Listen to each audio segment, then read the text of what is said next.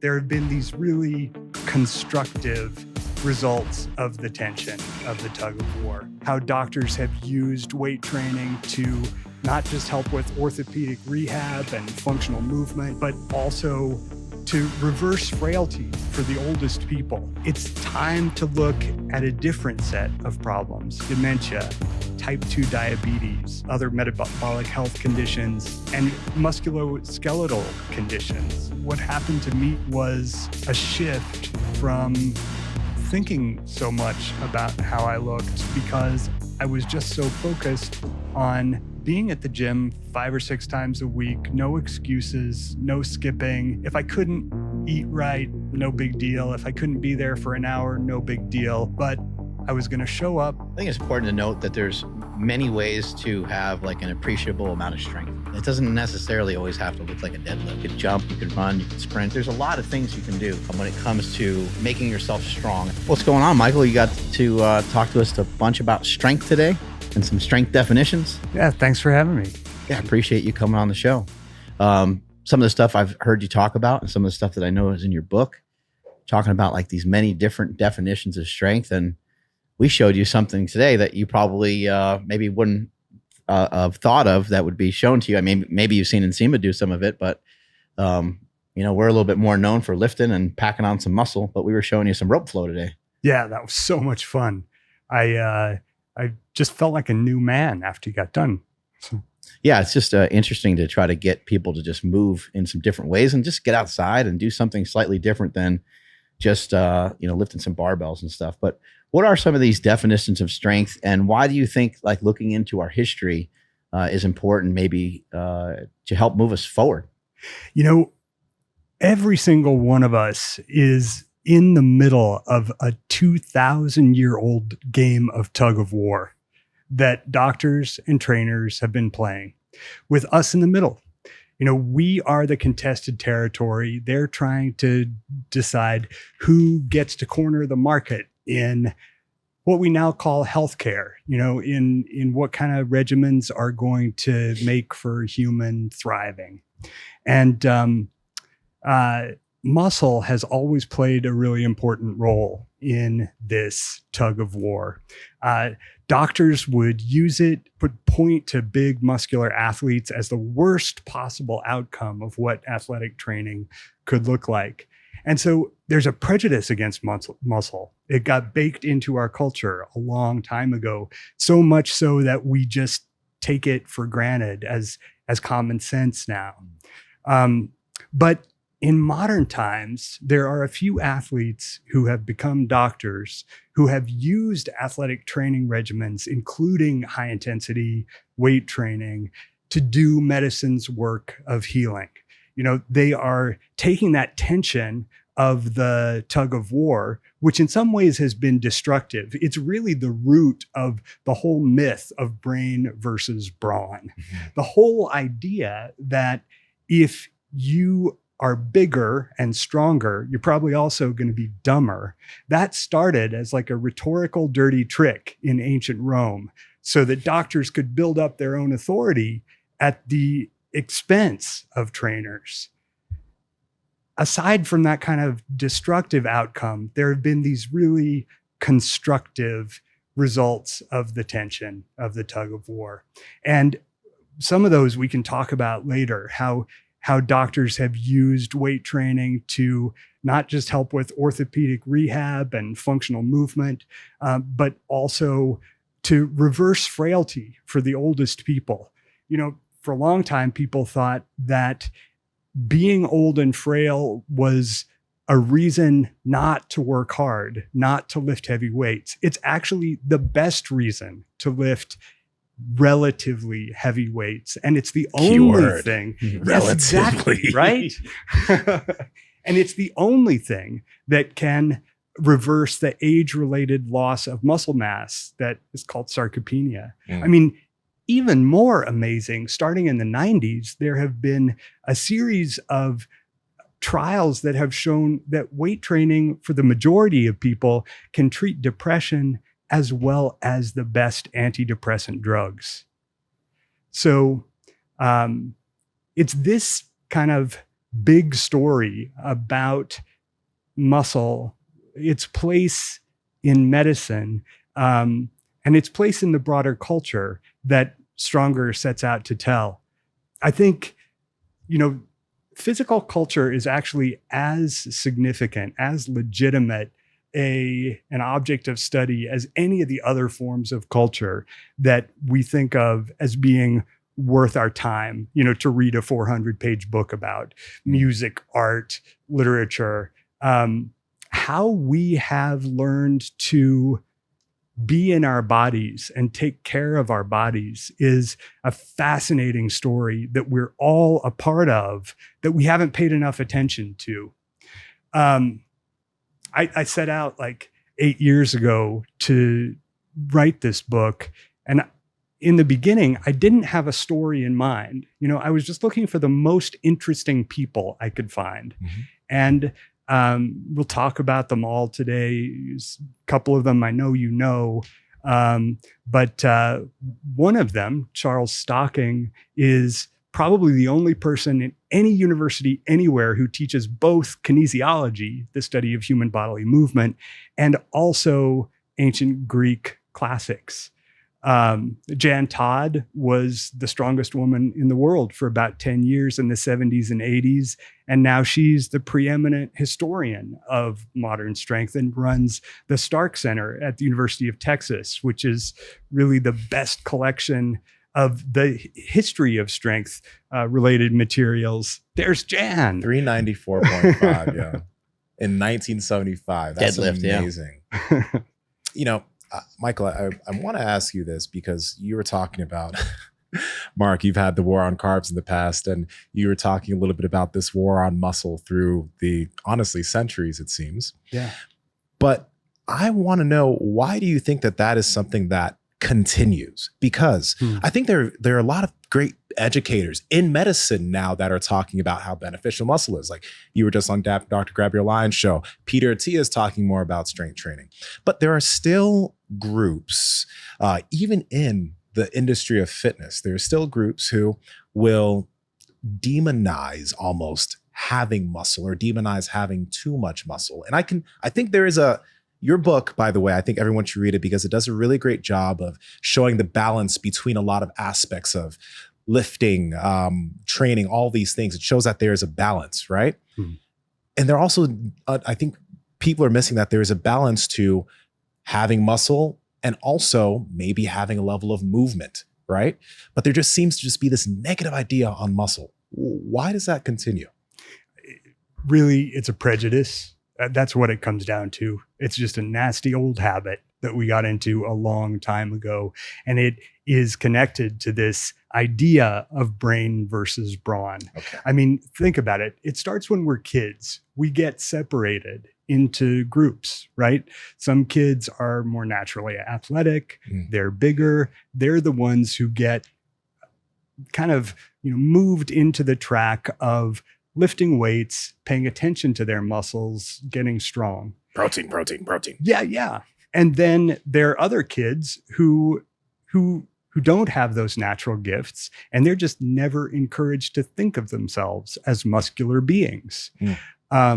Now, one of the things that scientists are beginning to realize is that sarcopenia, which is the name for age-related muscle loss when we get older, it's what contributes to frailty, contributes to falls and hip fracture, even contributes to dementia, that it actually begins in early life.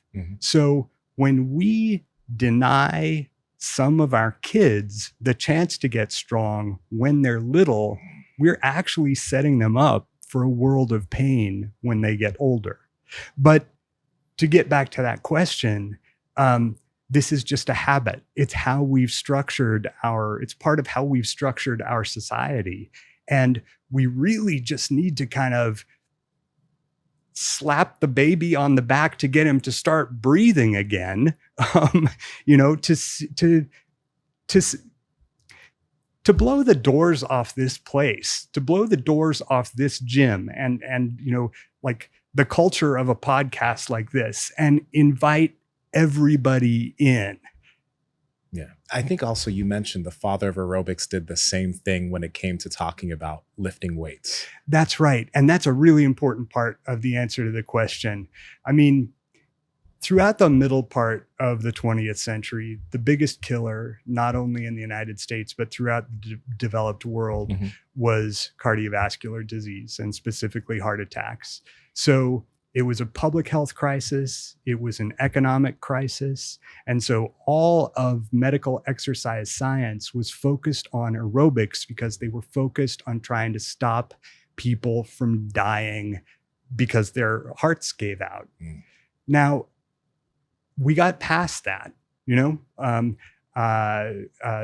every hospital has the equipment they need now to deal with heart attacks. The incidence of heart attacks is dropping dramatically. And it's time to look at a different set of problems. I mean, the problems that are in the ascendant are things like dementia, type 2 diabetes, metabolic health, other metabolic health conditions, and musculoskeletal conditions falls, according to the new data in JAMA, Journal of the American Medical Association, just this month, are becoming more frequent and more lethal. And strength is really the basis of any effective strength and balance training, but strength is part of the basis of any effective falls prevention program. It's even beginning to, there's evidence accumulating that it's going to be the basis of dementia prevention programs too. I think it's important to note that there's many ways to have like an appreciable amount of strength. It doesn't necessarily always have to look like a deadlift. It doesn't have to always necessarily look like you're going to the gym and working on these machines and stuff, although those things are helpful because it's just like it's an easy known thing that you can go and do, and you spend an hour and you do that a couple times a week and you're like, okay, got some of that taken care of. Like I did some of my strength training, right? But there's a lot of other things you could do. You could jump, you could run, you could sprint, you can get into rock climbing. Like there's a lot of things you can do when it comes to making yourself strong. And I would say like one of the key components I think is a strength to weight ratio. Some people are, well, a lot of people are, over 50% of our population now, or 70% is overweight and 50% is like obese or something wild like that. So those people automatically aren't going to have a good strength to weight ratio. They can't move their body around well through space because they're heavy and most likely they're untrained. And so you end up with like a really large list of issues, diabetes being one of them. Dementia sometimes simulates diabetes in some ways or mimics it in some ways, or shows up similar when somebody has that high blood sugar circulating through their system all the time like that. And so you just end up in kind of this interesting situation of like, what should people do? And people are really addicted. They're addicted to their food. They're addicted to their TV. They're addicted to their phone. There's just so much addiction going on. This is sort of a side thing, but it is important to note. What are some of your thoughts on some of the GLP-1 drugs and some of those? Because I know that in some cases, people kind of harp on that and they're like, whoa, wait a second, let's not use those because those might be also causing issues with muscle mass. And there's people that are probably untrained that they're not lifting, so they're not getting a muscle protein synthesis through that. And they're also probably not eating enough protein. But what are some of your thoughts on that? Because as hopeful as I am with fitness, as much as I love fitness and strength, it's not going to be the thing to pull us out of it. I think we need technology. And unfortunately, we might need the help of big pharma, which kind of sucks in some ways. But I think that we're just in such a bad spot in this country that I don't know if it's drugs or an app or some other form of technology, but I really think we need a lot of help. Yeah, those are really good points. There is a brand new international consensus statement on exercise recommendations. It's focused mainly on older people, but it also includes a lot of information about exercise prescription for younger people.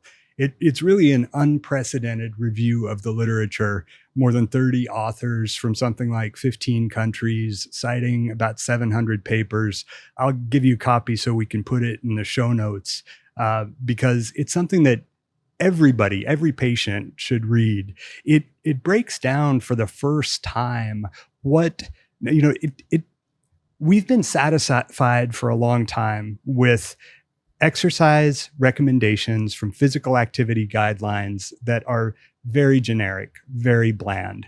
150 minutes of moderate to vigorous aerobic exercise, 2 times a week of resistance training. But this goes deeper, and it says, for instance, that people with depression, when they are lifting weights to help treat their depression, they actually need to lift weights more often for the medicine effect of the training to work on their disease. Same things goes for people who have type 2 diabetes.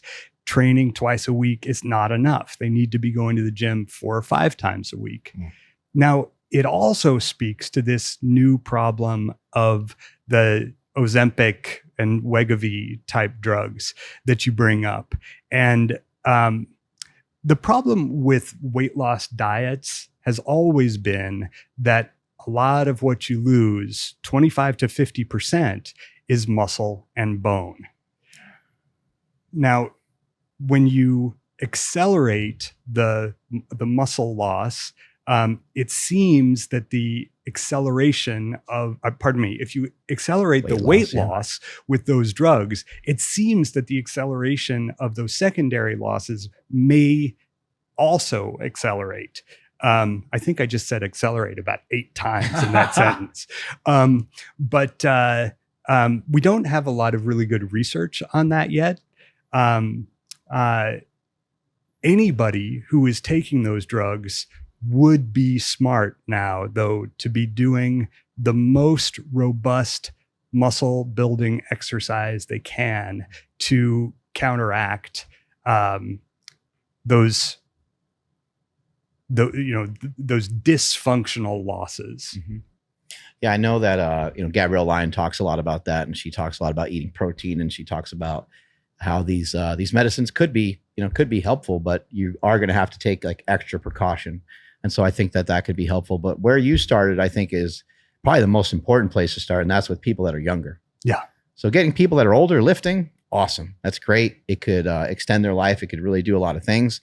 But if we can prevent people from getting obese or from getting even close to getting diabetes, even having insulin resistance or anything, these things, if we can swerve people away from that, I think that would be probably the way to go. Now, Maria Fiataroni Singh, the doctor whose story is told in the last third of Stronger, she's the person who had the breakthrough publication in 1990 called High Intensity Strength Training for Nonagenarians. She's the person who first discovered that even if you're 90 years old, if you lift at 80% of 1 rep max, you're going to gain as much strength and as much muscle as a younger person following the same program. She has also been working at the other end of the age spectrum. And some of her most interesting work in that area is with overweight and obese teenagers. She found in something like 12 weeks that essentially the same program that she would do with a 90-year-old, 3 times a week, 80% of 1 RM, 3 sets of 10, full body workout, would improve metabolic health markers, would stop the growth of waist circumference. And then other research has been showing that even if they don't lose weight, the intramuscular fat, the fat inside the muscles, is reduced, which improves metabolic health, improves muscle function, and just sets them up for much better lifelong health. Let me ask you this, though. Along with that, how do you think that we should adjust some of the ways that even younger kids look at muscle? Because I think you kind of alluded to it earlier. When you're young, especially nowadays, the kids who, let's say they started sports early, or their parents are into fitness and sport, and the people who shovel them into that, they feel like, okay, I'm naturally inclined to do these things. And then some kids don't feel that way. Like you even mentioned in the book, back in ancient Greece, like some people felt that there were just some who were gifted with some, like they had gifts from Zeus to be strong and large, etc. And people still hold that today, where there's some of this idea that you can't get it to a certain size or be a certain strength level without the use of drugs. And some people just have it and some people don't.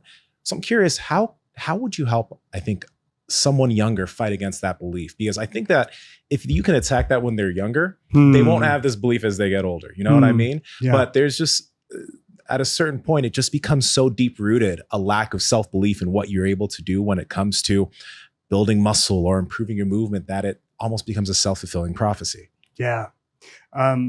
It's always going to depend on the kid, but the first two things that come to mind are, first, having examples, talking to your kids, being observant of your kids. Who did they look up to? Who did they look up to that's strong? And who do they look up to that's strong, maybe in an unconventional way, kind of like them? Really cultivating that connection. I mean, there's a force that runs through every story in this book that I call the force of example. It's something that you and your brother talked about all the way back in Bigger, Faster, Stronger. The place that Arnold played in your lives. And actually Arnold plays a big role in this book all the way through too. But looking at that, working with that is one important thing. The other thing that came immediately to mind is thinking about what's actually feasible for the kid, and staying with for a minute with overweight and obese kids. Lifting weights is something that they can be really good at. They might not be able to go out for a long walk. They might not be able to run or jump the way a lot of their peers can, but sitting at a machine and lifting heavy weights is something they can be really good at and can make them feel really good about themselves. All right, Mark, you're getting leaner and leaner, but you always enjoy the food you're eating. So how you doing it? I got a secret, man. It's called Good Life Protein. Okay, tell me about that. I've been doing some Good Life Protein. We've been talking on the show for a really long time of certified Piedmontese beef, and you can get that under the umbrella of Good Life Proteins, which also has chicken breast, chicken thighs, sausage, shrimp, scallops, all kinds of different fish, salmon, tilapia.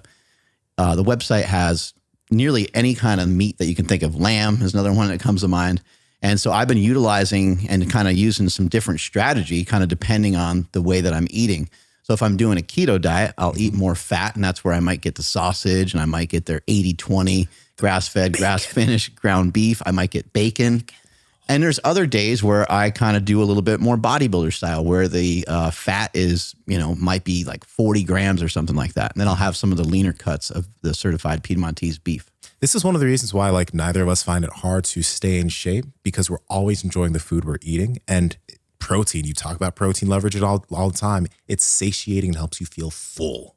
I look forward to every meal. And I can surf and turf, I could cook up some, chicken thighs or something like that and have some shrimp with it, or I could have some steak. I would say, the steak, it keeps going back and forth for me on my favorites. So it's hard for me to lock one down, but I really love the bavette steaks. Yeah. And then I also love the ribeyes as well. You can't go wrong with the ribeyes. So guys, if you guys want to get your hands on some really good meat, you can head to goodlifeproteins.com and use code POWER for 20% off any purchases made on the website, or you can use code POWERPROJECT to get an extra 5% off if you subscribe and save to any meats that are a recurring purchase. This is the best meat in the world. Yeah, there's a lot of different types of strength, right? And what you were saying, like looking up to somebody as an example, Maybe you look up to grandpa because he's strong, but maybe he's not strong necessarily. Like you didn't see him like deadlift 500 for reps. Yeah. Maybe he's a mechanic or something. And you feel like he's got good grit, right? And he's a good example of strength. He's raised a bunch of kids and is successful in other ways. And I think that view of strength, I think is important to have maybe some different ideas in your head about strength. The idea about gifts is a really interesting one because I'll just flat out say it this way. I've always felt like I was gifted. Yeah. But that's because I had an awesome mama. I had really awesome parents, and they didn't blow smoke up my ass. But they did point out, like, I would be really upset by homework. Like I remember working on homework and like crying, like just being so frustrated. My dad would show me over and over again. My dad was a numbers guy. My dad's an accountant. So my dad would show me and then he would say, all right, I'd like you to try to do this again. And I would try to do it again. And I would kind of get it because he was like leading me through it. He's like, all right, a little bit more on your own. Okay. Okay. I would kind of get it. Right. And then he'd be like, all right, next one you're going to do on your own. And I would get it wrong. And it just hurt. He cried, we both were like hurt by it. Like, why am I struggling with this? Why do I have to put extra time into this? And my mom was the one who pointed out, she was like, well, she's like, when you run against your friends, you race your friends on the playground, who wins? It's like me. She's like, when you arm wrestle your friends, who wins? And when you wrestle she's like, you can't even wrestle your friends, Mark, because they cry. You hurt them all the time. My brothers taught me some stuff and like, you know what I mean? So my mom was like, hey, you have a lot of these strengths, but guess what? You unfortunately have a couple things that, you need to just work extra on. Yeah. And so I think this idea of gifts is kind of sometimes unfortunate because some people may not have those examples in their life to describe what having some of these gifts could look like for you. My parents were very supportive. They went to every powerlifting meet. They would, if they had to pay for a contest entry or any of that stuff, they were like, how do we do it? Where do we go? You want to go to, drive 2 hours away to go to a powerlifting meet. We're going to drive you there, that kind of thing. Right. Now, among other things, you just made me feel so much better for how I was crying after we were wrestling before this. But well, that was Nsima's fault. I was not expecting Nsima to do that. Okay. But one of the great things about social media right now is that you can look and find these examples for basically any kind of person. There are people out there who are. I just saw this morning a powerlifting Indian grandmother with knee arthritis. And there are editors of magazines who are kind of geeky, who are now putting up pictures of their workouts online. So a little kid who's a reader and a writer who doesn't think of himself as a jock can see this really successful person in newspapers or magazines. Oh, there she is. Oh my gosh. Yeah. And, Jan Todd, who is the main character in another third of this book, is really one of the greatest forces of example of our time.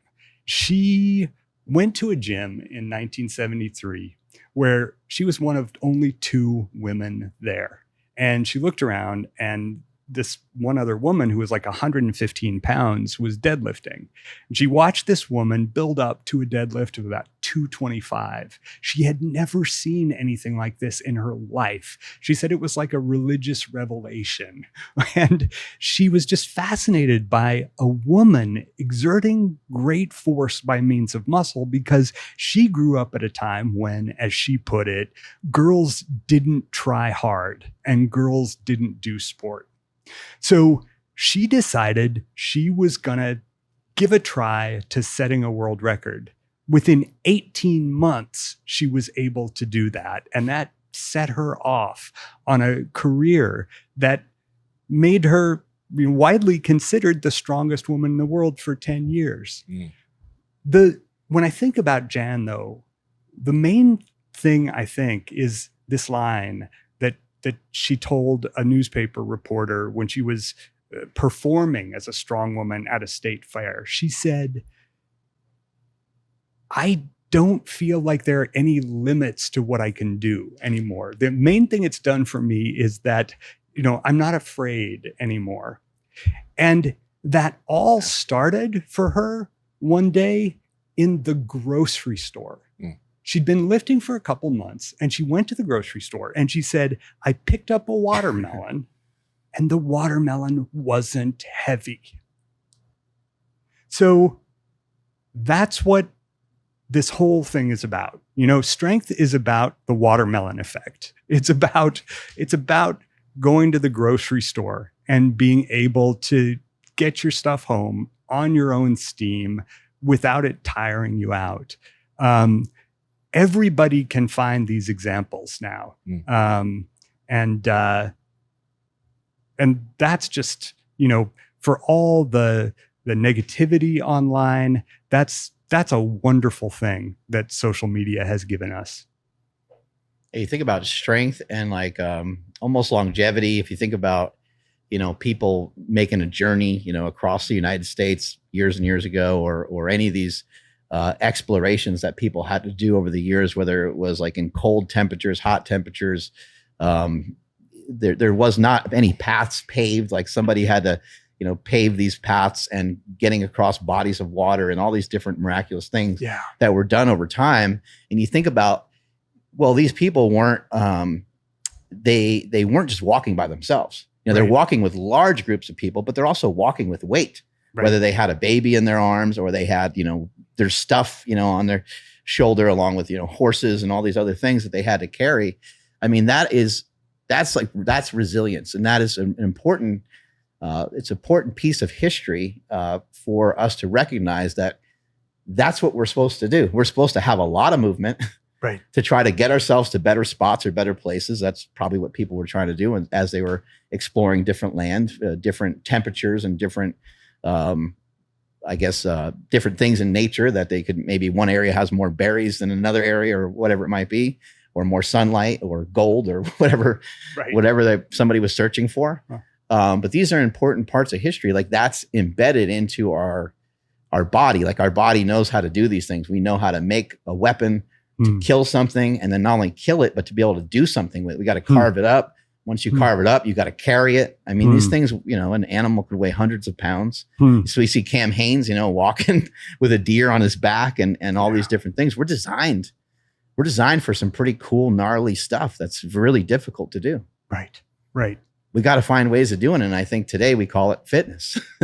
It's like artificial exercise. It's a different way of making up all this stuff that we would have had to do previously. I mean, modern life has been designed to make muscles marginal.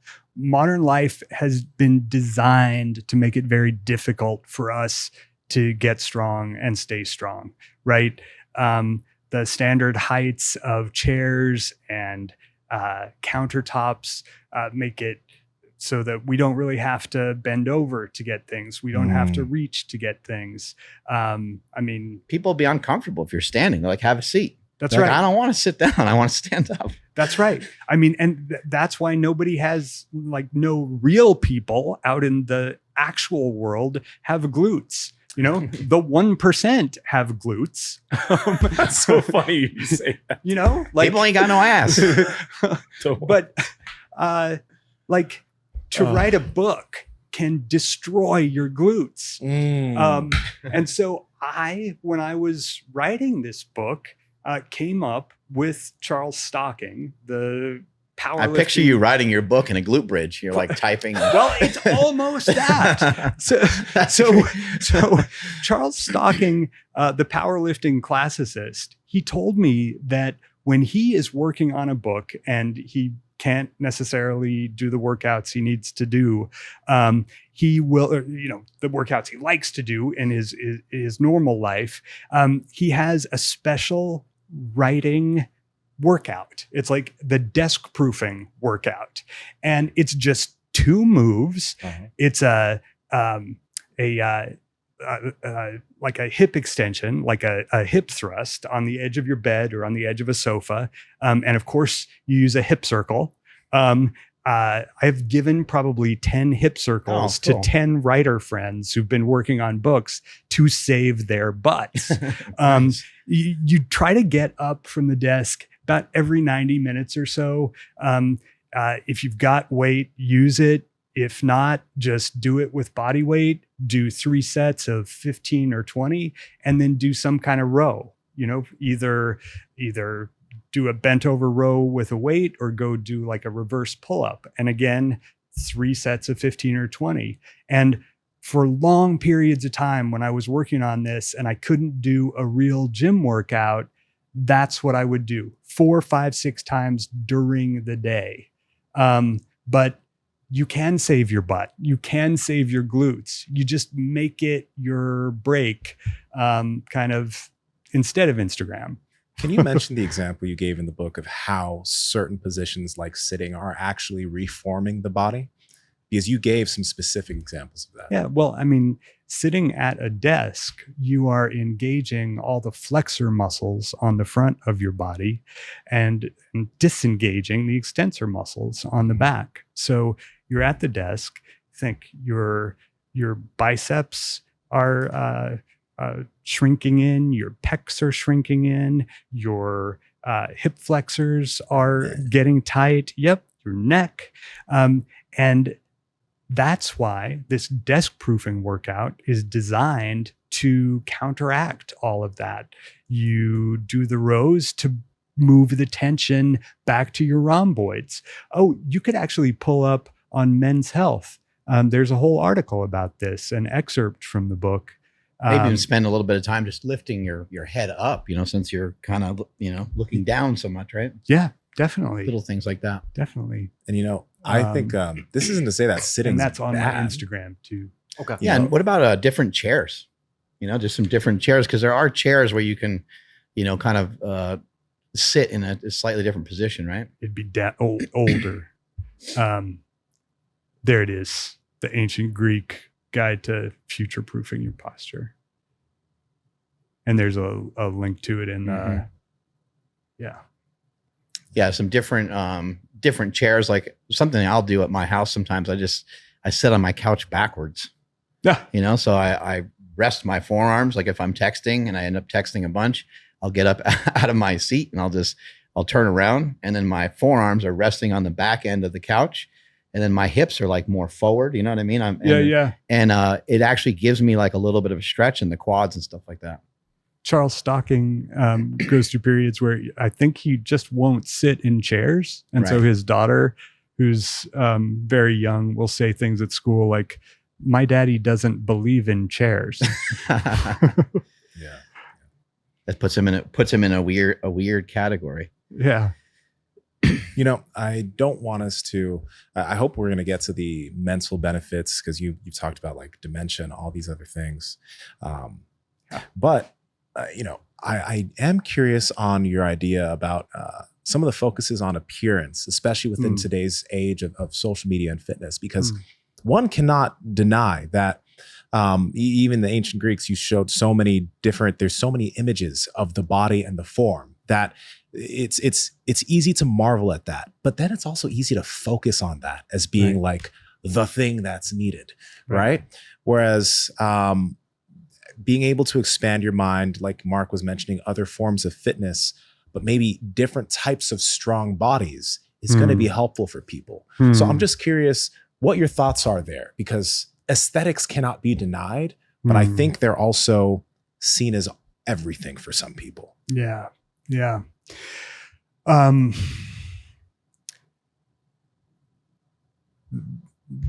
What I think about when you ask that question is the extreme focus that a lot of people have been placing on muscle dysmorphia, the form of body dysmorphia that is preoccupation with a perceived flaw in one's own appearance. And so muscle dysmorphia is a preoccupation with the idea that you don't have enough muscle. This is an idea that was proposed by a Harvard psychiatrist in the late 80s, early 90s. It has been a tremendously successful media phenomenon. There are stories about the ruination of our young men, especially by muscle dysmorphia, in all kinds of magazines and newspapers. It was, a part of the movie that we were talking about a little bit ago too. It's a really serious problem for some people, and it destroys some people's lives. We've seen that.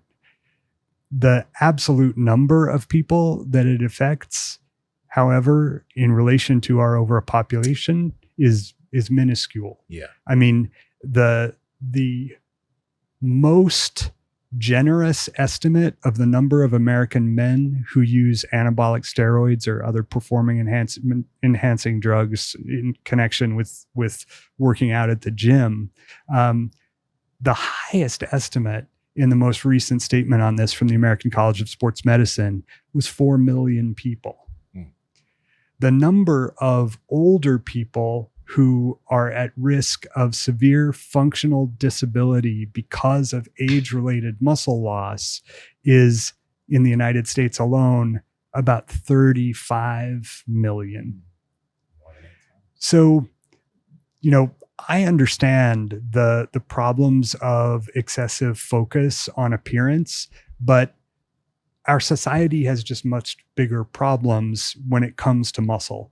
And I really, I just prefer to focus on those.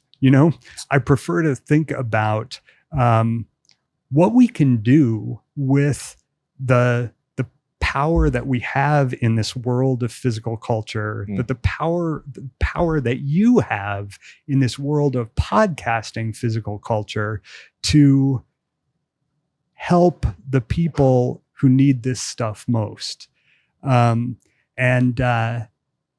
mean, if I had one goal for this book in one sentence, it would be just to encourage people to think how the world might look if every time they heard the word muscle, the first person they thought of was not some big guy, but their grandmothers. Start thinking of people that are maybe just strength training in a different way or something along those lines. Is that what you mean? Actually, or just our grandmothers need heavy weight training, and I think we patronize people with our low expectations of them. It's really the most robust form of weight training that gives the frailest people the biggest response. So would you kind of say, like, it kind of sounds like you think that everyone should kind of have this goal to aesthetics. Like, look at this, person doing this glute bridge. You see some definition in the legs and the calves and through the chest and everything. It sounds like you're kind of more of a proponent of, like, not necessarily maybe having like a negative connotation surrounding that, but and not necessarily making themselves feel bad about their own body, but you're maybe alluding to people should have probably a goal to really not have a lot of body fat and to be fairly lean. Well, Jan Todd, when she started training for her world records, started to gain weight, and she wasn't totally comfortable with that. It didn't exactly comport with her ideas of what feminine beauty should be. But as she put it, at a certain point, my concerns about my appearance fell away in the face of my own goals. And I really think, what happened to me over the course of working on this book was a shift from thinking so much about how I looked, because I was just so focused on being at the gym 5 or 6 times a week, no excuses, no skipping. If I couldn't eat right, no big deal. If I couldn't be there for an hour, no big deal. But I was going to show up. I was going to do some work instead of no work, because I knew, and the more I learned, the more I knew that I was just building a house for myself when I'm 90 years old. Now, it did change the way that I look.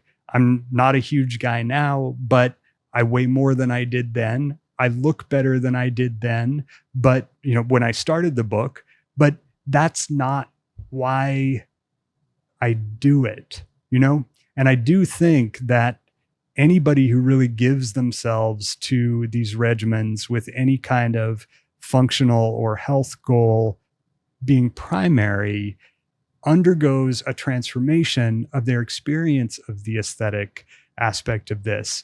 I mean, I don't know much about your life experience with that, Nsima. I know a little bit about yours, Mark, and it seems like that has been a big, it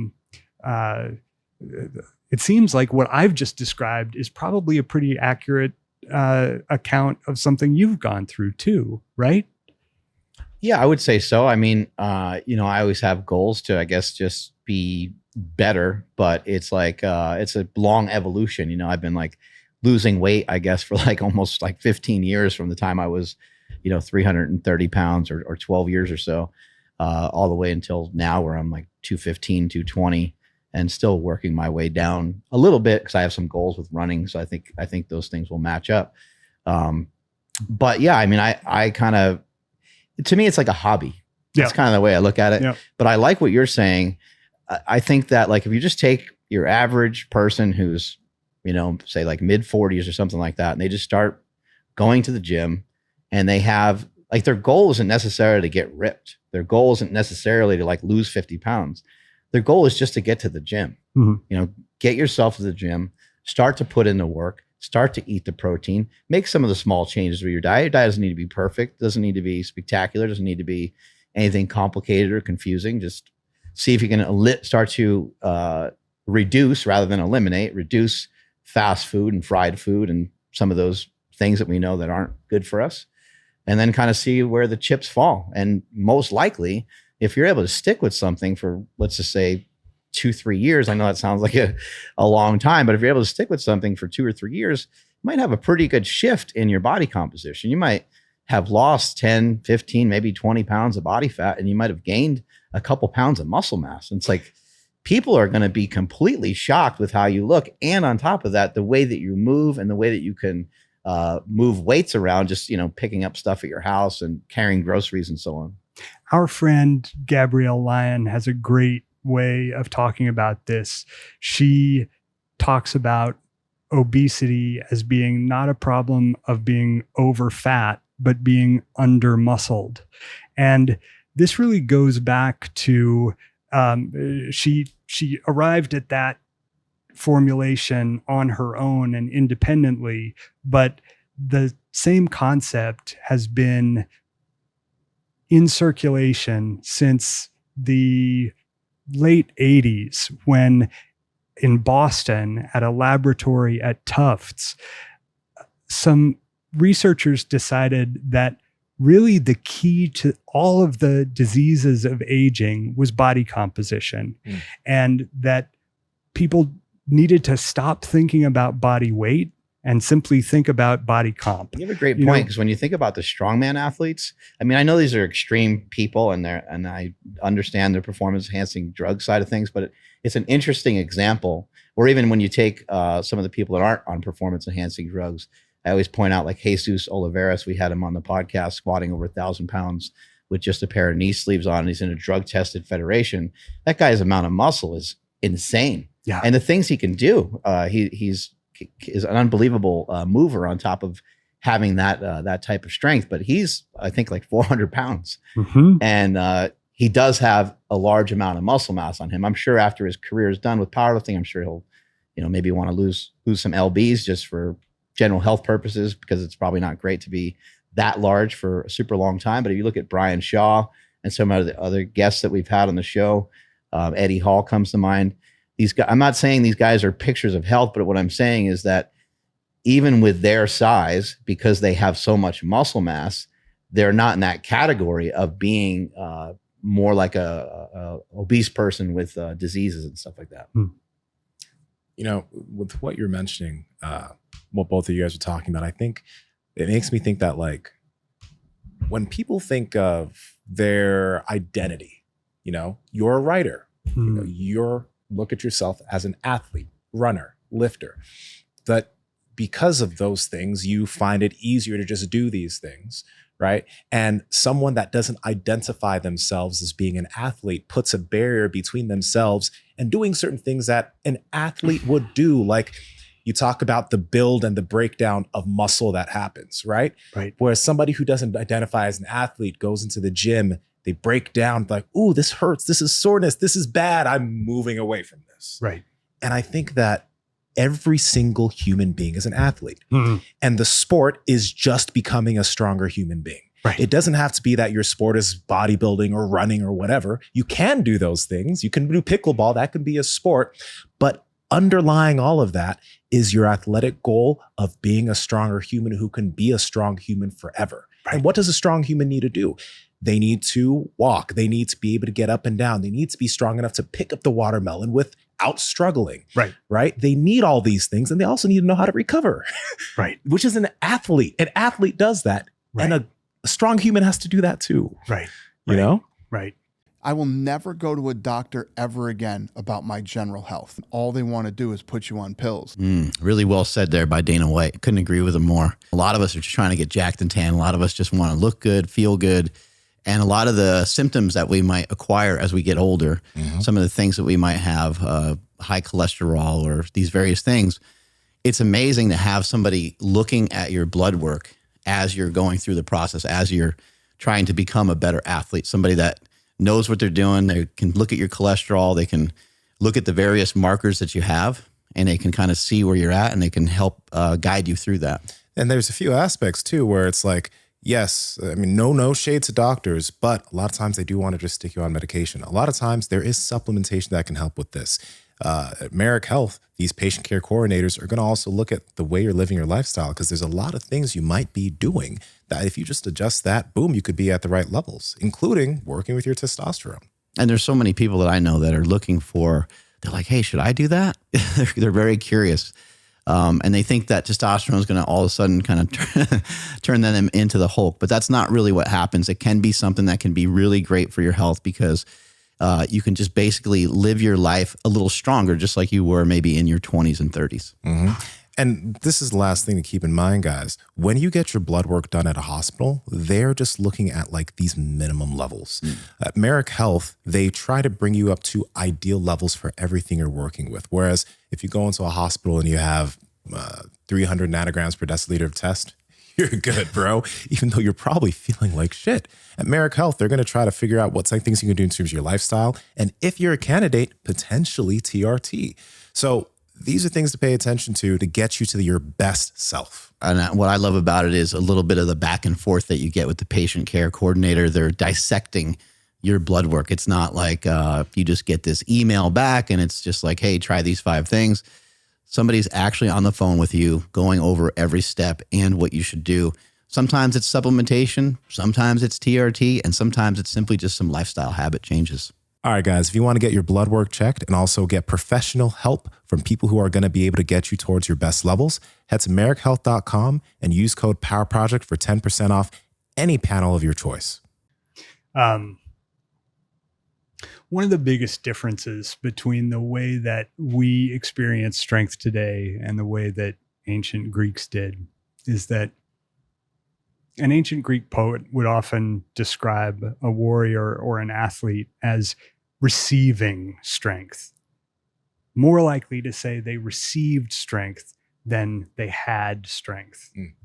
And that's because there were 8 ancient Greek words for strength, which Charles Stocking has written a whole book about, the 8 ancient Greek words for strength in Homer's Iliad.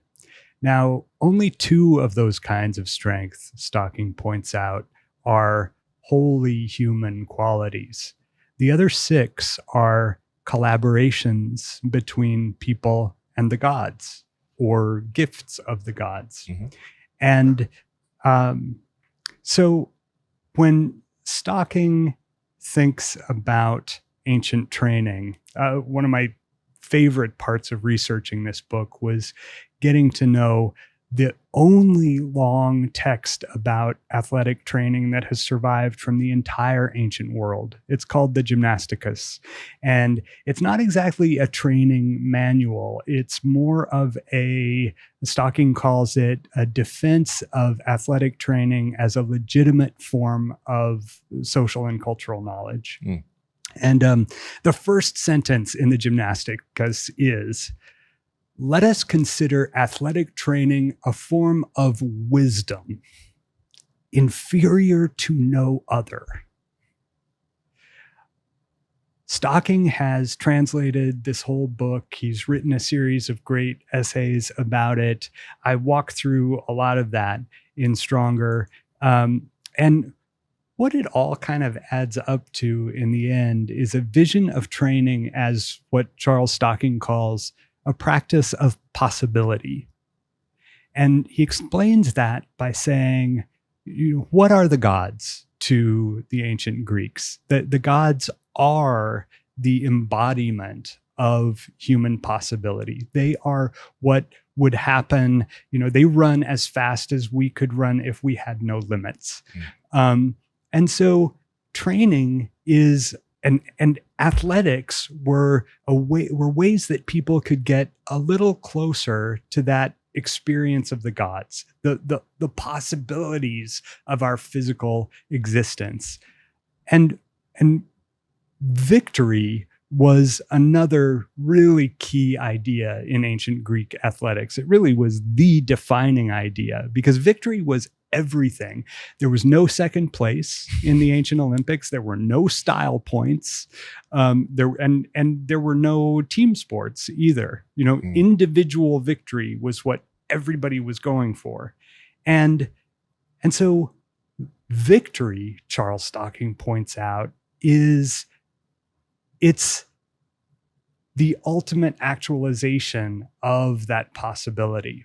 Now, for a runner in the ancient Olympics, victory was winning a race, to take a torch, to complete a sacrifice to Zeus, to you in a powerlifting meet. Victory was getting the highest number. And to the Indian woman with knee arthritis, victory is probably carrying her bags of groceries all by herself to her car. Mm-hmm. So there she is. Yeah. That's what you're saying there is what I just hope everybody can learn how to do. Take these ideas of athletics, take these ideas of sport, just implement them in your life. It doesn't mean you have to go play a sport, but just you are an athlete and have that identity. You know what I mean? Like, just own that identity. Mm-hmm. You can be a writer and an athlete. You can work at a bank and be an athlete. Every single person, no matter what you do, who you are, what your weight is, you're an athlete, and treat yourself like one. Yep. And I think it's interesting because, for example, you see many people who were athletes when they were younger, they stop playing their sports, they don't keep the habit, and then they end up being just as unhealthy as many people who never really took care of their bodies, right? So that's why it's so important to keep this as a lifelong practice, rather it being a practice that you're just using for your sporting endeavor. A study of thousands of alumni of Harvard actually found that the ones who played sports as undergraduates who then gave it up ended up being in worse shape in older age than people who had either never done it or picked it up as they got older.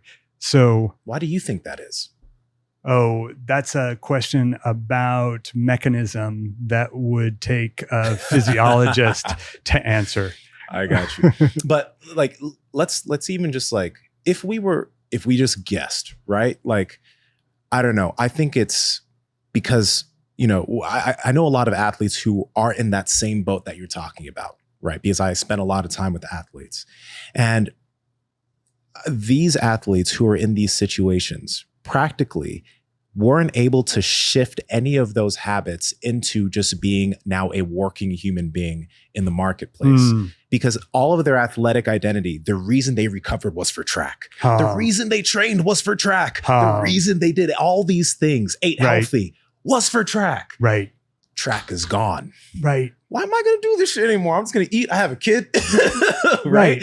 But practically, again, the mechanisms might be more complicated, but seeing so many of the people I've known, that's what they did. They just lost it. Right. But so great point.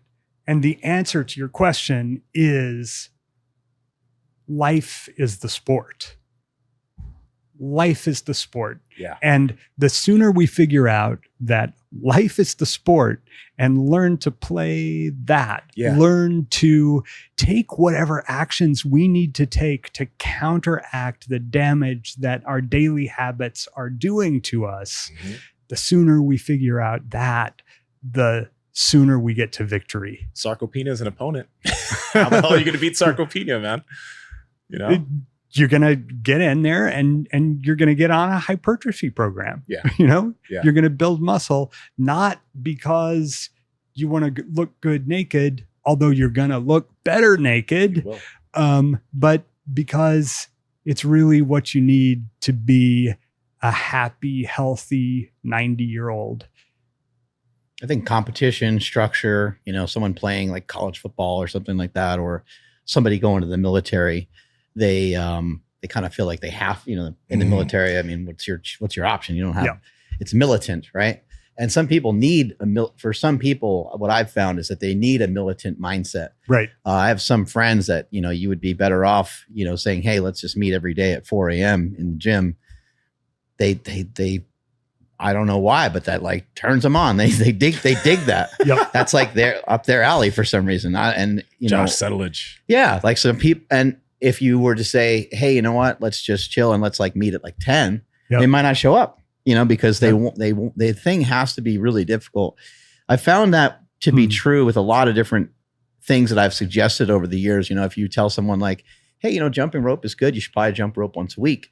They might be like, well, F that. I'm just not going to, they're not even going to bother because it's not much of a challenge. Yep. They say, hey, you know what? I want to present this 30-day challenge to you. I'd like you to, because I believe in jumping rope and I think it's fantastic.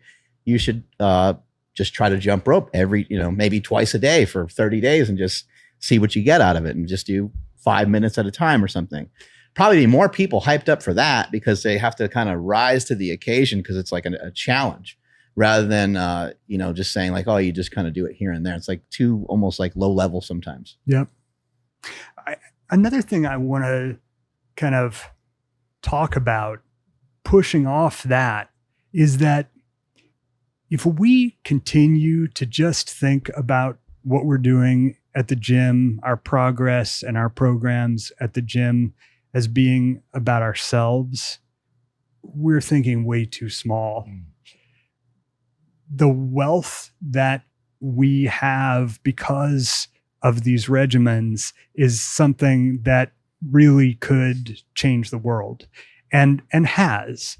Tell you a little story from the 1930s. There was a kid in Alabama who got diagnosed with rheumatic fever, and his doctors told him to just rest. He had to stay in bed for 4 months. And like any teenage boy, he was going crazy. But lucky for him, there was a brand new magazine out. It was called Strength and Health. And it was full of articles about old strongmen. And Strength and Health, which I think may have turned into Strength and Fitness, which may have turned into Muscle and Fitness, right? Am I right on that or am I way off? This is so cool. I don't know the genealogy of those titles, but this dude's jacked. What year is this? Yeah. This is, look at that guy. I think that's awesome. 1935. On the cover, why doctors are seldom healthy. Yeah. So he's reading these magazines and he gets so fired up that as soon as they let him get out of bed, he goes wandering through local junkyards and he finds railroad parts and he builds himself a barbell. I mean, I walked into your gym and saw so much homemade stuff. Right, I right. thought of this kid, Thomas DeLorme, and what he had done. He made himself so strong that they started calling him Bama's Hercules when he went to UAB. He'd pick up the back of a truck during the halftime show of a football game. He went to New York City. He worked as a model for a while, and then he decided to become a doctor. So about 10 years on, it's 1944, and he gets sent to Gardner General Hospital in Chicago. So toward the end of the war, a lot of soldiers coming in, wounded, going in for surgery, filling up the beds, and they just can't clear out the beds fast enough. They've got to get people stronger and better, faster, but they don't know how to do it. And physical therapy isn't helping, because the dogma in physical therapy at that time was that weak muscles, quote, should never be worked to the limits of their strength. That was what you read in your textbook if you were a physical therapist in the 1940s. But this doctor, because of his experience reading these muscle magazines, basically watching Mark Bell's Power Project, and hearing what the guests were saying, reading what he found there, he decided, I'm going to try heavy weightlifting for these soldiers. And he got them so much better, so much faster, even though all of his colleagues were saying, don't do it, you're going to hurt people, that the whole US Army ended up adopting his system. He went on to do experiments with adolescents, with women. He worked with children with polio. And you can actually see kind of amazing pictures in here. I marked a couple of them, including one of a kid with polio who's doing a knee extension and getting his little legs strong. So DeLorme sets all this up. He really starts to change the whole subfield of physical medicine and orthopedic rehab. But there's still a problem. Even as it's becoming a success, his colleagues remain skeptical because he's using the wrong words. He's calling it heavy resistance exercise, and people are just freaked out by the word heavy. So he sits with his wife and he says, here's my problem. How do I get people to not look down on this? And she comes up with the idea of calling it progressive resistance exercise. Now, you see the difference there? Heavy resistance exercise versus progressive resistance. It's the difference between challenge and invitation. And just that shift of language is probably the most important thing that ever happened to bring weight training to a wider population. There's a little postscript to that story, though, which is that when I was working on Stronger, I decided at one point I was going to spend like a week just reading the magazines from the years that he was a teenager. And I read, and I started to come across this. It's not on the cover of this one, but I started to come across this phrase, progressive training, and then progressive resistance. And then I came across in the advice columns the exact protocol for 1 repetition maximum strength testing that he used in his scientific research. And the 80% of 1 rep max, the 3 sets of 10, it all comes from a muscle magazine that this doctor read when he was a teenager. I love it. And that has been the basis for basically every national and international exercise guideline about resistance exercise ever since. So there is somebody listening to maybe not this episode of the podcast, but some episodes of your podcast, who is getting ideas about training and is going to become a doctor or is going to become a scientist and is going to take these out in the world and really change the world. But, you know, I don't know if Thomas DeLorme forgot where he first ran across those ideas, or if he kind of intentionally suppressed them because he didn't want to sound stupid in front of his colleagues. In that book, he writes, most persons, especially of the medical profession, are bewildered or repulsed by the so-called bodybuilder. Going back to this, well, I think prejudice. You start thinking about those times. A lot of homophobic stuff, like these magazines. This guy's like his butt's hanging out or whatever. He's got these like skimpy shorts on, and there was a lot of these things were like suppressed, I think, because of that. And I think, like, if a young man was looking at this, X amount of years ago, they would be considered to be very weird. You know what I mean? That's what people would call him. They'd say, "Oh, you guy's really weird." I think Arnold mentioned that. Arnold mentioned he was looking at all these magazines, and his dad was like, "What are you doing?" Right. And Arnold wanted to go to California and be with these other guys that look like this, and his dad was always like, "What's going on here?" Right. And so those things were like not quote unquote tolerated. Right.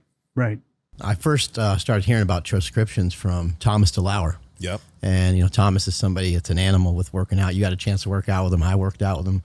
And he's kind of always on the front lines of like, finding out about these new companies that have cool things. But I didn't really realize that Transcriptions was the first company to put out methylene blue. And now look at methylene blue. It's so popular. It's everywhere. It's one of those things. If you guys listen to this podcast, I'm very iffy with the supplements that I take. Because there's a lot of shady stuff out there. You got to be careful. The great thing about Transcriptions is that when people want to get methylene blue, usually they'll go on Amazon, they're going on these other sites. It's not third-party tested. It's not dosed. A lot of people end up with toxicity from the blue that they get because there's no testing of it. Transcriptions, they have third-party testing for their products. It's dosed, so you know easily what exact dose of methylene blue you're getting in each troche. So you're not making some type of mistake. There's not going to be anything in it. It's safe. You can have it dissolve and you can turn your whole world blue if you want, or you can just swallow it. They have two different types of methylene blue. They have one that is, I believe, dosed at 16 milligrams, and they have another one that's dosed at 50 milligrams. So make sure you check the milligrams. I don't recommend anybody start at 50 milligrams, but the 16 I feel is very safe. You can also score the troches and you can break them up into smaller bits. Yeah, that's what I do. And in addition to that, on top of the methylene blue, they have a lot of other great products and stuff as well. They got stuff for sleep. They got stuff for calming down, all kinds of things. I got to say, I use it about 2 or 3 times a week. I use it before jiu-jitsu. And the cool thing that I've noticed, and I've paid attention to this over the past few months, is that after sessions, I don't feel as tired. So it's almost like I've become more efficient with just the way I use my body in these hard sessions of grappling. And it's like, cool. That means that, I could go for longer if I wanted to, and my recovery is better affected. It's pretty great.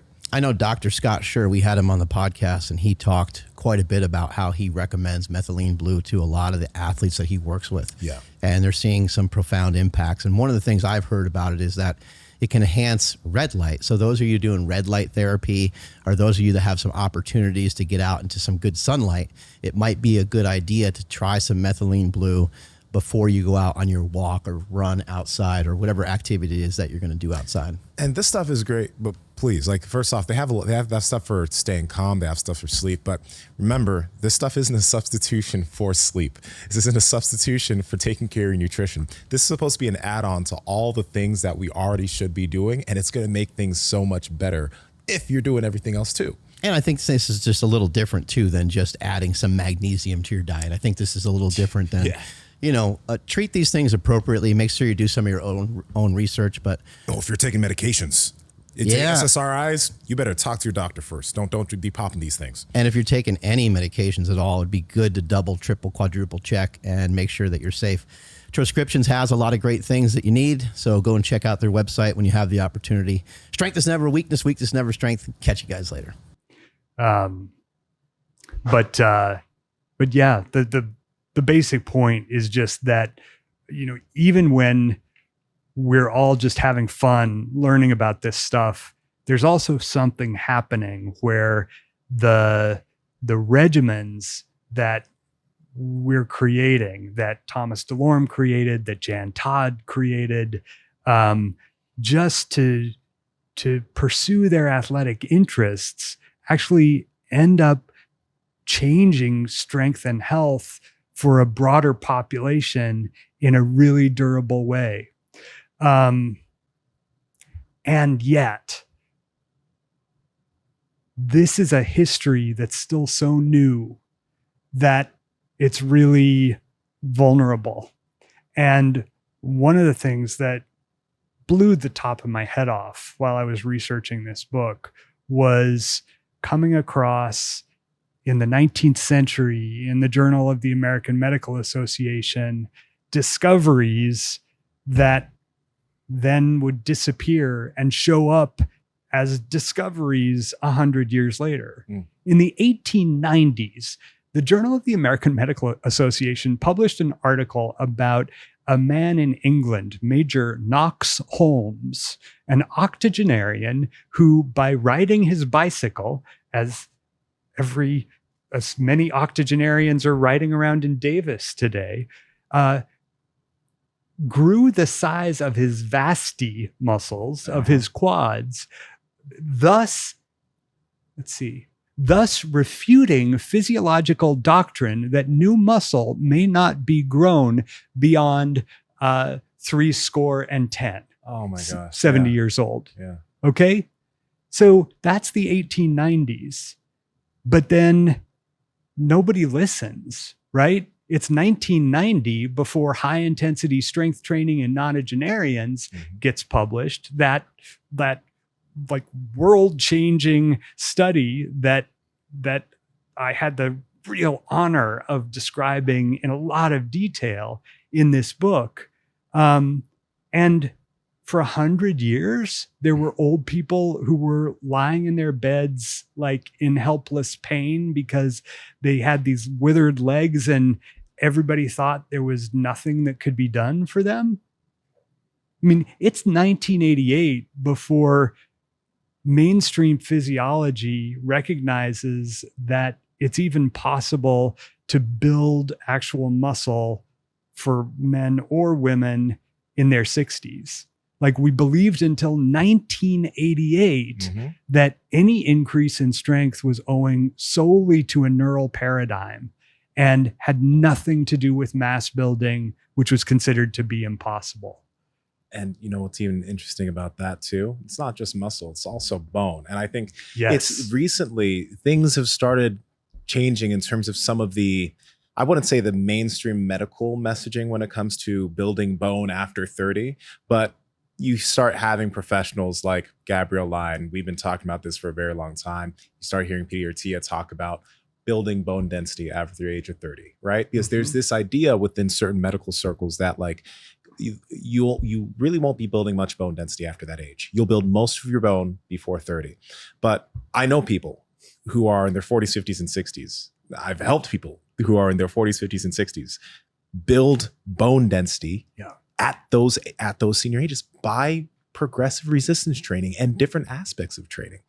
So it's like it's a very weird thing that and it's good that more of the medical industry is catching up to the power of that form of training or just physical training in general. But I think it puts more, it puts less of a limiter on the beliefs of people who are trying to change themselves, because now they know they can do it if they work at it. Right. Anybody, by the way, not just someone who looks like Mark or anybody can. Right. There's so many different things to train with nowadays too. So we could look at our world and say, oh, it's easy to be fat, but you could also look at our world and say, well, it's actually easy to be fit because there's more fit food everywhere. Like there's more there's more companies like Legendary and Quest, and there's more protein powder and all these different things. And some people might, view those things as maybe not the healthiest thing because they're still processed in some ways. But it's not like you can't order healthy stuff off of DoorDash. Mm-hmm. You can and it's not like you can't make a healthy decision at 2 a.m. ordering off of DoorDash when you're playing a video game. But the likelihood that you're not, getting insomnia cookie or something like that at 2 a.m. is probably pretty low. And so in modern society, there's a lot of gyms. There's a lot of things that are easy. There's companies that, make sleds, and we always talk about the torque tank just because that product is just so awesome. It's magnetically charged. You don't even need to put weights on it. You just push it and it gives you resistance. We did a workout with it like 2 days ago. And we just used the tank back and forth for like 30 minutes. You get just such a great workout. So simple. You're, building muscle mass and all kinds of stuff when you're doing that activity. Something I find interesting and is the link between the link between the physical and your mind, like body, mind, spirit type stuff. That really fascinates me a lot, but I almost don't understand how you tap into the depths of the mind without going through the physical. Like there's physical stuff that you do, and I'm sure you can challenge yourself mentally. I've been to seminars and stuff like that where you just got to walk out of there and you got to like take a little break, and you see a couple other people there too, because you're at like a 2 or 3 day seminar and you're learning stuff really fast, and you just need to like sit down for a second and not hear another speaker talk. And so I understand that, you could be learning really dense material, maybe somebody in college that's studying for a PhD or something like that. I can understand and see that they're really pushing the mental limit. But that crossover between the two, I think only truly happens through the physical. You got to be like working your ass off on something. Yeah. No, I mean, it makes perfect sense that what is anabolic for the body is going to be anabolic for the brain. One of my favorite through lines of the work of Maria Fiataroni Singh, who did the work on depression that we talked about a little bit earlier, is her growing interest in and her increasing investigations of weight training and brain health. She found, she's the part of the first team that ever observed that weight training exercise, but not aerobic exercise, increases the size of the brain's posterior cingulate cortex, which is the part of the brain that's the seat of emotional memory, of empathy. And it's the first part of the brain that atrophies in Alzheimer's disease before people begin showing any other symptoms of the disease. Wow. So I think that's there's something really profound in there too, about weight training connecting us to one another. Another amazing study she did of people with mild cognitive impairment, which is the early stage of dementia, showed that weight training on its own was superior in many respects to cognitive training on its own, or to combined weight training and cognitive training in slowing the progress of MCI, of mild cognitive impairment, to full-blown dementia. So, like, to simplify that, lifting weights protects against the progression to dementia for some of the people who are most susceptible to that disease, most likely to develop that syndrome. I mean, it's kind of amazing that, like, thousands of years ago, the ancient Greeks and Romans and stuff like that seem to have been on the right path with a lot of these things. And you've mentioned that these things have kind of come and gone a bunch of different times. Why do you think sometimes they disappear a little bit? Like, it seems like competition and, sprinting against somebody else or running against somebody else and doing these different track activities that they may have done. It seems like that was a popular thing. Why do you think some of that stuff has maybe just it falls out of favor here and there. It's a combination of this persistent prejudice against muscle, which is fortified by the indomitable myth of brain and brawn. I mean, it's like any prejudice. We simply have to cultivate an everyday consciousness of it and actively take actions to counteract it, both in our own and other people's lives. And really to reach out and help, or to be constantly open to possibilities of sharing what we know about training with people who are interested and might want to know it.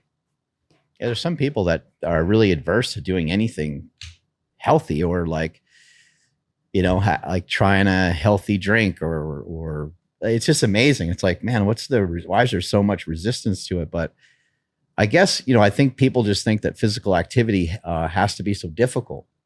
And I think that that's like a scarcity thing. I think people are like worried or concerned, or they're, oftentimes when Nsima and I show people the rope, which is something we both felt too when we first tried the rope, is you're going to look a little stupid. You're going to look a little silly. And there's some fear in that. And I would imagine that, if somebody's, somebody feels fat, they feel way too skinny, they feel way too short, way too this, way too that, and they're going into a gym environment, there may be probably a lot of intimidation and probably, some resistance in getting started maybe. Yes. And I think related to that, it makes people feel alone. There's a lot of research on the factors relating to adherence, or, starting and adhering to exercise programs. The research isn't of the highest quality, but some of it is insightful and poignant. And one of the most unforgettable papers I read about that was a study of people who lived in low-income housing project in Boston. And most of them were inactive. Most of them were extremely overweight. But most of them said they wanted to exercise and they were ready. They just didn't know what to do, and they didn't think there would be anybody to help them. And looking deeper into the social science research on what gets people starting to lift weights and continuing to lift weights, one of the things I noticed, especially about people who are in demographic groups least likely to lift weights, like older women, people with type 2 diabetes, is that social support was one of the very top factors. Basically, if people have people in their lives who are there to encourage them and support them in lifting, they'll do it. And if they don't have those people in their lives, they're not going to do it. Go ahead. No, we did some rope flow before this, and like we were talking about at the beginning, it was a blast and I loved it. And you were so generous as to say that you would give me access to your program online. But one thought I had, in my deepest heart as I was leaving was, it's such a bummer that I'm probably going to be the only person I know who's doing this in my world, when I go home. And I thought, I'm just going to have to decide that I'm going to be the guy in the garden doing this weird thing. We'll have to FaceTime or something. Yeah. We'll all be together. Okay. So on the note of women tend to naturally be more communal. You know what I Yeah, mean? So yeah. it does make total sense. I mean, that's why you'll see certain places like Orange Theory, certain things that have classes, because these communal classes, you'll just see these people, women congregate more Right. because their friends are there. They're, Cycling classes and so Right? forth. Yeah. Right. But the other thing I think, you mentioned it earlier, in terms of finding a level of interest in fitness. Something that Mark has mentioned for years now is to pursue one's interests. He always tells people to pursue their interests. And I one of the things I love about physical culture, in the book you talked about like the ancient Greeks, et cetera. But I think one of the cool things is that worldwide you'll see different forms of physical culture. Like this mace right here in the East, Persia and India. I'm going to mention India first, because whenever I mention Persia, the Indian people are like, we made it first. So in Persia, or in India and Persia, they have clubs, maces. They have their own form of physical culture. In Asia, they have different forms of swinging, also types of kettlebell-like implements and throwing it in the air. There's all these different types of lifting. And I think that can, and even like there's rock lifting that people do and sandbags. There's so many different forms of lifting and creating a stronger structure that I'm excited that more and more people are being exposed to these things, because sometimes people find typical barbell lifting disinteresting. Right. Unfortunately, Right. because it can be very beneficial, but for some people there's maybe some intimidation factor, or they don't think that's for them, or they do it for a little bit and they don't find it fun. But things like the rope, even though it's a movement practice, there's a level of resistance to that rope. Yeah. You know what I mean? It's light, but it can be heavier if you want it to be. It's still forming a level of resistance on the body. And then all these other things, they can be implements that people can have a level of fun with, and people can have a level of play with. Yeah. I think that's one of the things that I try to encourage people to figure out a way to explore when it comes to their physical practice. Right. How can we turn this into something that doesn't feel like a workout anymore? It just feels like you're playing around. You know what I mean? And I think that's going to be one of the things that allows people to stick with this for a lifetime, where their physical aspect of what they do doesn't feel like, I know some people enjoy it to continue to feel like a challenge, but when it can just feel like you're picking up a sandbag and you're playing around with it, you're also building your structure while having a level of play, which as adults, we need play. Right. You know what I mean? Right. I think it's a lot of exposure, to being exposed to a lot of different things. Because when I think of like a hypertrophy, like a standard hypertrophy workout, like a regular, couple sets of like, 8 to 12 reps or something like that. Yeah. Usually, you have to do 3 to 4 sets, and you have to do, maybe two to 3 exercises, right? It's like starts to be like a lot of work. Yeah. And it's like a lot of the same work. Now, some people may really enjoy that. I sometimes enjoy that, like just doing, 10 sets just for triceps or something like that, or 10 sets of chest, or 10 sets of legs, or any of those kind of combinations of things. But I think I like what you're saying there, Nsima, where if somebody is dragging a sled or pushing something, pushing a car, or throwing some med balls around, or even just walking with some weight, like, putting a 20-pound sandbag on your shoulder, or walking with just one 20-pound dumbbell and switching hands while you walk maybe a mile or something like that. I think that just brings like a different level of what it is you're doing. And it changes the dynamics so much. So it might be, you just got to, I guess, find a foot in the door. Like what thing are you going to like enough to do to where maybe you're like, you know what, I should probably start to do some of those other things too. Like once you're in the gym messing with the med ball and utilizing a sled, maybe you're like, you know what, some of those machines would probably be decent for me to do too. So I can do like direct hypertrophy work. But yeah, when I think about like a bodybuilding workout or powerlifting workout, they are kind of boring. They have always been boring for me. Like I like them to some degree, but you're just like, man, this is really time intensive. Takes a long time to do. And as I got stronger and stronger, forget about it. I mean, a workout would just take forever because of the warm-ups and the preparation and all the stuff. And so I can understand why the public would be very resistant to some of that stuff, but there are more intermediate stuff, or there are other things you can do: strongman training, CrossFit workouts, Metcons, body weight exercises, calisthenics. In this book, or in these magazines, these strength and health magazines that you brought us, it's unbelievable. Some of the exercises that people are doing in here. This is exciting to me because I'm like, I haven't seen a lot of these exercises before, or they're remind me of exercises I've seen from years ago. But some of the stuff they're doing in here is like they're lifting each other. Right. You know, like one person's lift.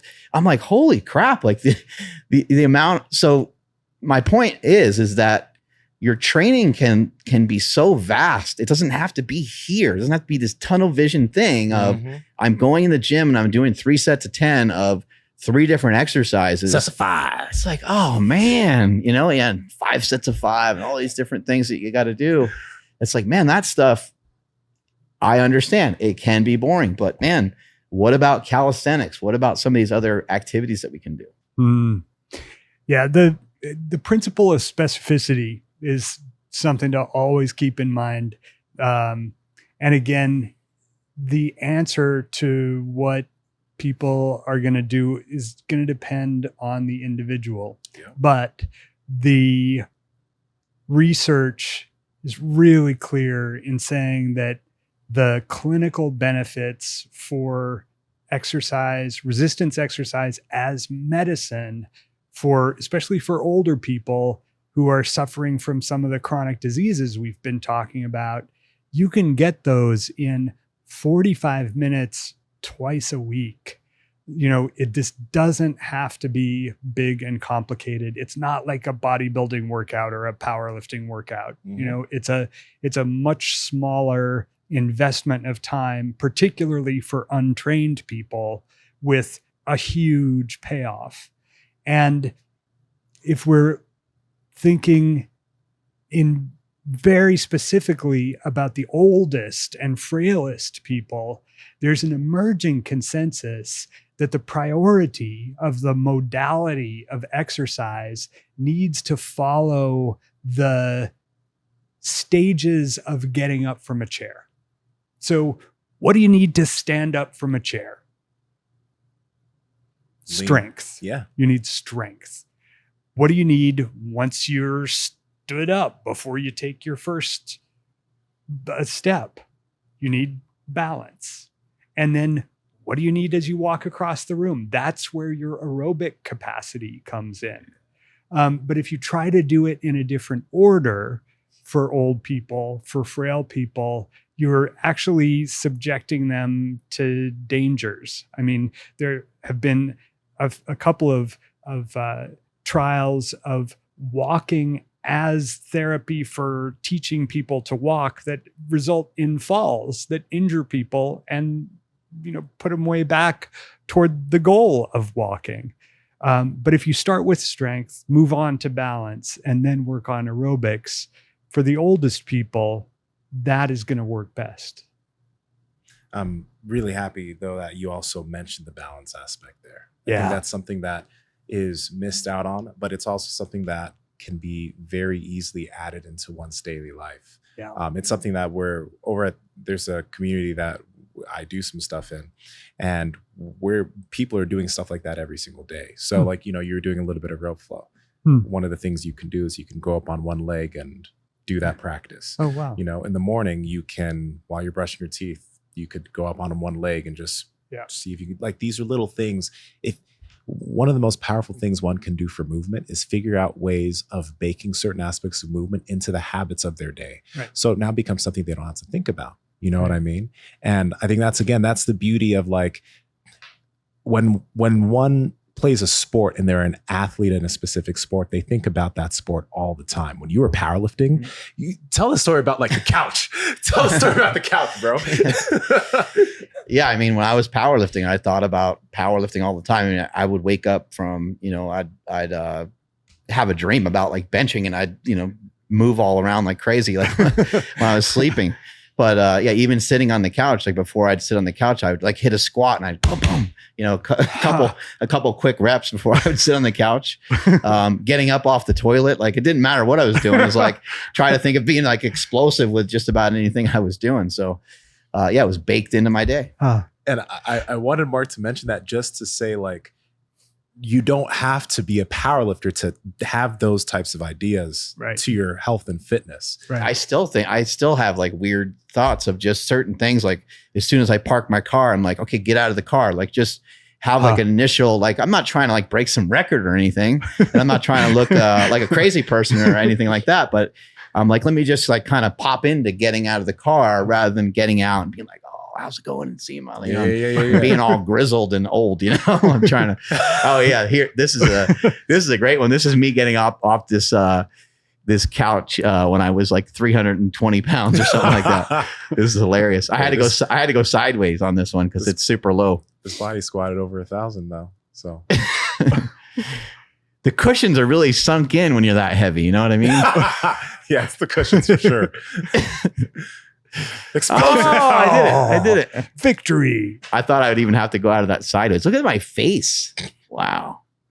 That's health right there. But that's what I'm saying. Like, you know, any outside of being an athlete in sport, like you were talking about, Michael, you were mentioning, you know, now that sport is life. So like, how can, like, maybe can you go down to the ground, you know, before you get old, before you get to that place where going down to the ground and coming up feels like it's something you need to think about, it's a chore. Yeah. Can you make that a habit in your youth, in your 20s, 30s, 40s, 50s? Because, you know, I do jujitsu. So naturally we're getting up and down all the time. Right. Yeah.